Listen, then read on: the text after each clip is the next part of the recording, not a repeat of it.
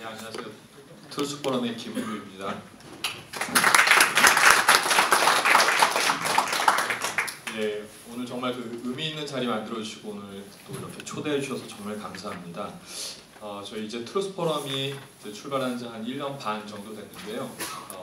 저희 탄핵 사태 진행되는 것들 보면서 이게 좌파의 선동 정치가 그러니까 대한민국을 뒤집어 엎을 수도 있겠다라는 게 시대적인 위기감을 가지고 서울대 재학생 그리고 또 동문들이 중심이 돼서 출발을 했습니다.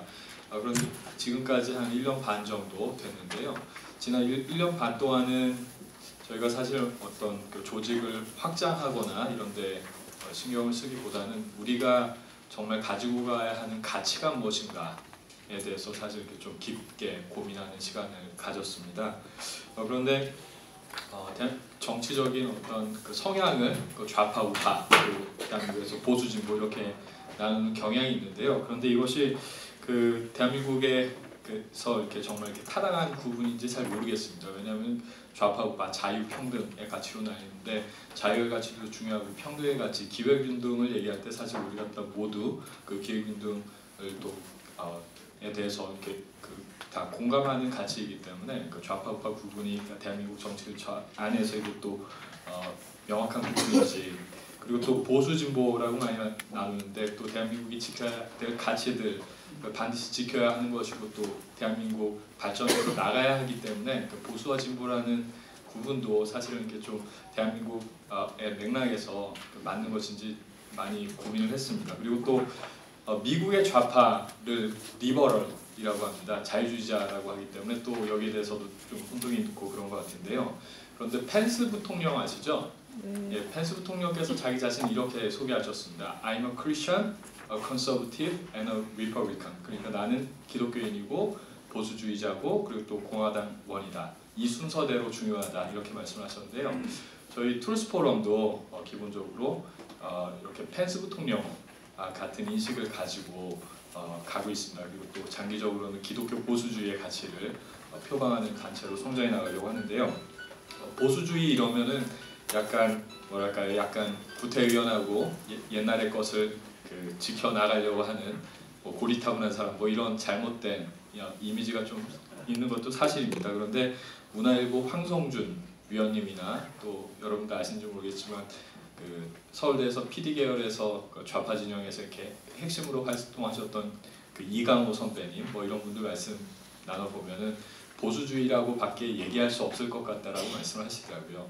보수주의 그 에드먼드 버크 또 베리 골드워터, 러셀 커크로 이어지는 보수주의의 전통을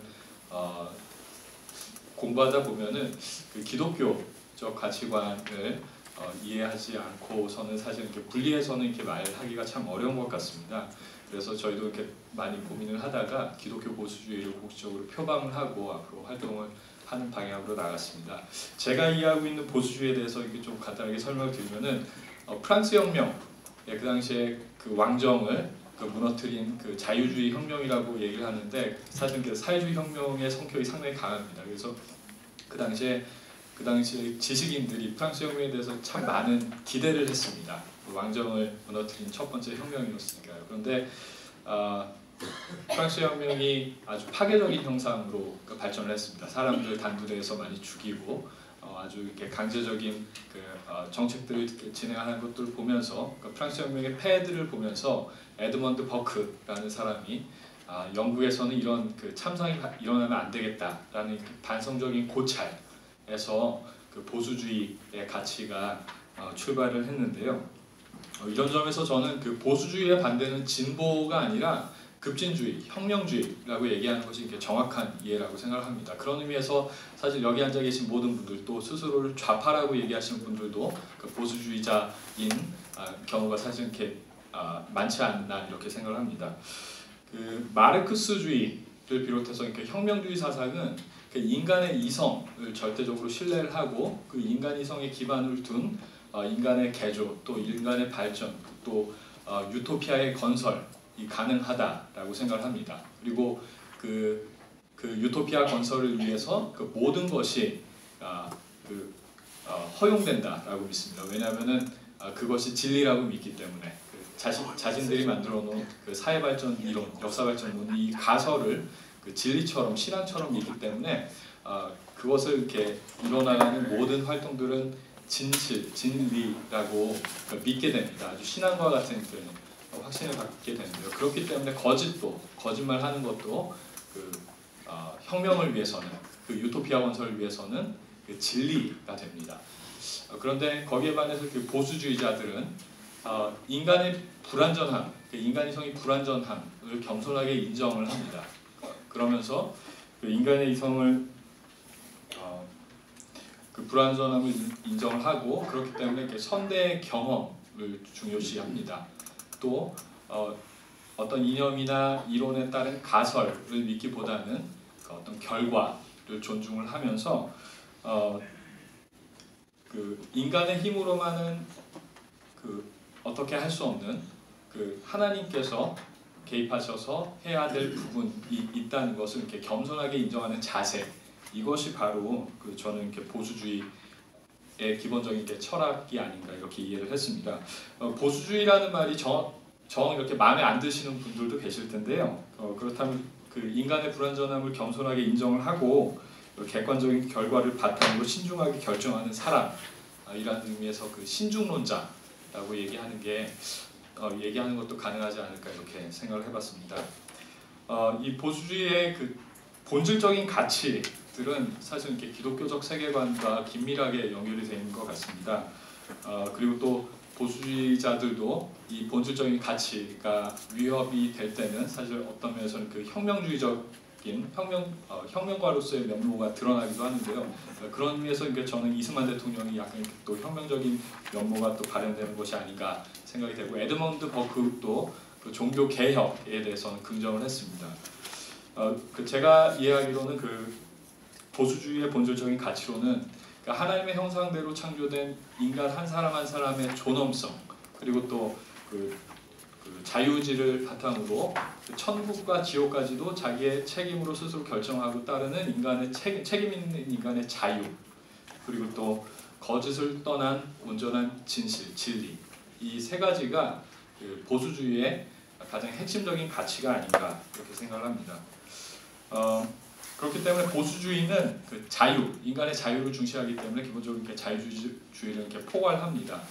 저희 툴스 포럼 안에도 처음에 이렇게 탄핵 사건 이후에 이렇게 많이 놀란 분들이 그 생각을 같이 하시면서 이렇게 많이 가입을 해주셨는데, 그 젊은 친구들, 핵심으로 활동하는 친구들이 한 100명 정도 됩니다. 신청해 주신 분들은 한 800명 정도 되시는데요. 그런데 그 친구들 안에도 보면은 그 기독교 보수주의자들과 고전적인 의미의 자유주의자들이 섞여 있습니다. 그리고 또 그 성향이 사실은 좀 많이 다릅니다. 그 자유주의자에 좀 가까운 친구들은 가만히 보면은 그 활동하는 것이 상당히 개방적이고 좀 그 거침이 없습니다. 예를 들어서 그 남녀 관계에 있어서도 상당히 개방적이고, 또 술 문제나 또 자기 표현하는 문제에 있어서도 이게 상당히 좀 이렇게 그 개방적이고 거친 그런 성향이 있습니다. 그런데 그 기독교 보수주의라고 얘기할 수 있는 친구들은 상당히 좀 이렇게 조심하는 경향이 있습니다. 그게 왜 그러냐면 사실 그 인간의 부족함, 또 인간 이성을 초월하는 하나님, 초월자에 대해서 인정을 하기 때문에 그런 좀 겸손한 경향이 묻어나는 것 같습니다. 하지만 그 우리 모두가 자유민주주의, 또 자유주의 시장경제의 가치를 공감하고 지켜야 한다는 점에서는 함께 활동하고 있고, 그 앞으로도 계속 그 활동을 해나가야 하는데, 트루스 포럼은 기본적으로 기독교 보수주의자들이 중심이 돼서 그 운동을 하는 방향으로 나아가고 있습니다. 지금 대한민국 상황을 보면 이렇게 참 안타깝습니다. 참 안타까운데 그 프란시스 후쿠야마가 저는 오판을 했다고 생각을 합니다. 역사의 종언을 얘기를 했습니다. 그 민주주의가 종국적으로 승리하고 이제는 어떻게 보면 약간 지루한 천국이 계속될 거다 이렇게 얘기를 했는데, 사회주의는 다양한 형태로 진화를 했습니다. 또 다양한 형태로 변화를 했습니다. 소련은 망했지만 소련이 망한 게 공산주의가 망한 게 아니다. 스탈린이 잘못됐다. 스탈린주의가 망한 거다. 우리가 트로츠키 말을 들었어야 됐다. 스탈린은 일국 사회를 주장하면서 소련을 만들었는데 트로츠키는 전 세계 프롤레타리아트가 그 동시에 혁명을 했어야 된다고 주장을 했다. 그런데 소련이 망한 것은 그 소련의 그 노동자들이 그 부패했기 때문이고, 그리고 또 우리가 그 트로츠키를 따르지 않았기 때문이다. 뭐 이런 주장을 하면서 여전히 소련 그리고 또 공산주의를 지지하는 친구들이 있습니다. 그리고 트로츠키주의뿐만 아니라 포스트 모더니즘 신좌파, 그리고 PC주의, 또 신학적으로는 민중신학, 해방신학, 그리고 또 민주사회주의, 또 사회민주주의, 좀 다양한 형태로 그러니까 사회주의의 변형들이 우리 사회를 공격하고 있는 모습들을 보는데요. 대한민국의 이 지금 상황, 이 관용적인 민주주의를 이용해서 대한민국을 부정하고 또 북한을 이렇게 추종하는 그 사회주의의 이렇게 변종이라고 저는 생각을 하는데요. 이런 사람들이 이렇게 지금 이렇게 정권을 잡고 있는 이 대한민국의 그 현상은 어떻게 보면은 그 프란시스 후쿠야마가 얘기했던 어떤 사실 역사의 전쟁이 끝났다고 생각했던 그 사람들에 대해서 그렇지 않다는 이렇게 경종을 울리는 세계적인 그 사례가 아닌가 싶습니다.